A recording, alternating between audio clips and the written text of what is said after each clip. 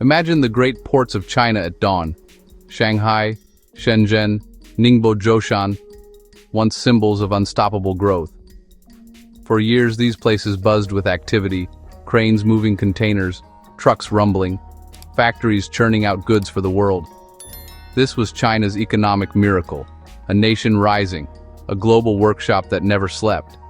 But today, the scene is different. The humming has quieted. Cranes stand still, trucks are fewer, and empty berths line the docks. This silence tells a new story: fewer orders, slowing factories, and a waning global appetite for Chinese goods.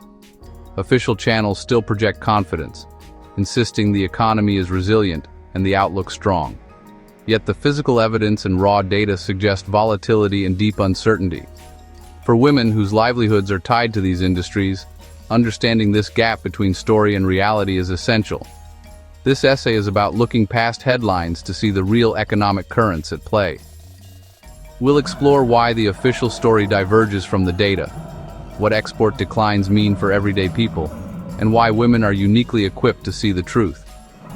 In a world of competing narratives, learning to trust the evidence of silent docs over official pronouncements is the first step to protecting ourselves. The real story is often found in what's left unsaid.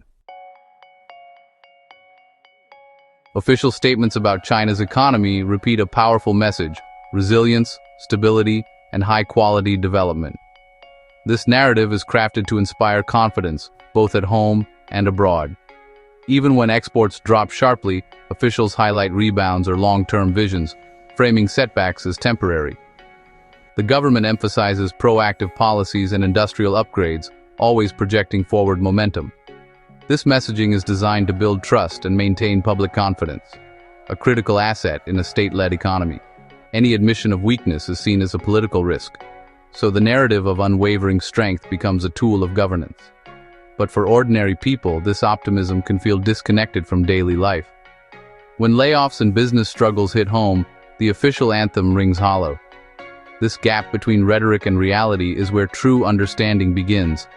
We must question the official story and seek the data beneath it. While officials paint a picture of smooth sailing, China's export data tells a volatile story.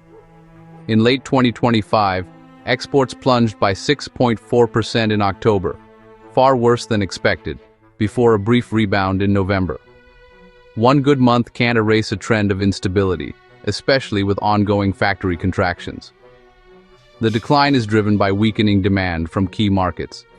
Exports to the US fell nearly 29% in November, the 8th straight month of double-digit drops. Trade with other regions helps, but it's a patch, not a fix. The record trade surplus is misleading. It's driven by falling imports, signaling weak domestic demand and fewer future orders. A surplus can be a symptom of slowdown, not strength. The official narrative cherry-picks positive data, but a critical look reveals persistent weakness and uncertainty. The numbers show an economy facing real headwinds. We must learn to read the full picture, not just the highlights. The truth is in the details the headlines leave out. Economic slowdown isn't just numbers, it's visible in the ports and logistics hubs. When export orders fall, the supply chain slows. Fewer ships, idle cranes, and quieter highways. Truck fleets are less active, factories cut overtime, and production lines halt. These are the everyday signs of a contracting export market. On-the-ground indicators are often more reliable than official press releases. You can't hide thousands of idle trucks or emptier ports. Local business owners, truck drivers, and factory workers feel the impact first. Their workload and income shrink. Their collective experience often contradicts the national story. They sense the economic chill before it appears in reports. Paying attention to these physical clues provides a reality check. When local factories let workers go and shops close, you see the gap between rhetoric and reality. This isn't pessimism, it's realism. The evidence of our own eyes is a powerful tool for understanding the true state of the economy. Governments work hard to project economic strength and stability. It's a core strategy for political survival. In China, legitimacy is tied to delivering growth and prosperity. Any downturn threatens that contract. Admitting problems is risky, so the government controls the narrative, smoothing over bad news and emphasizing positives. The hope is that a confident message will create a confident reality, preventing panic and economic decline. But global trade is beyond any government's control.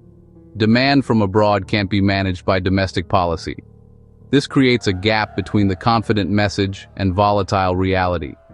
The politics of positivity is a high-stakes performance. Official statements are political tools, not just economic reports. Understanding this motivation helps us see the difference between what we're told and what's really happening. Falling export numbers aren't just statistics. They're about people's lives and jobs. Factory workers, logistics staff, and small business owners bear the brunt, and women are often hit first. Women power the factories producing textiles, clothing, toys, and electronics, jobs directly tied to export orders. When orders dry up, women's shifts are cut, overtime disappears, and layoffs come quickly, often with little safety net. Women also run small businesses that support these industries. When workers have less to spend, these businesses suffer. Economic precarity disproportionately affects women. They're more likely to be in insecure jobs and to shoulder extra burdens at home. The decline in exports is not just economic, it's a feminist issue. Behind the data are millions of women whose livelihoods are the first casualties of a global slowdown. Women are experts at reading between the lines, a skill honed by experience.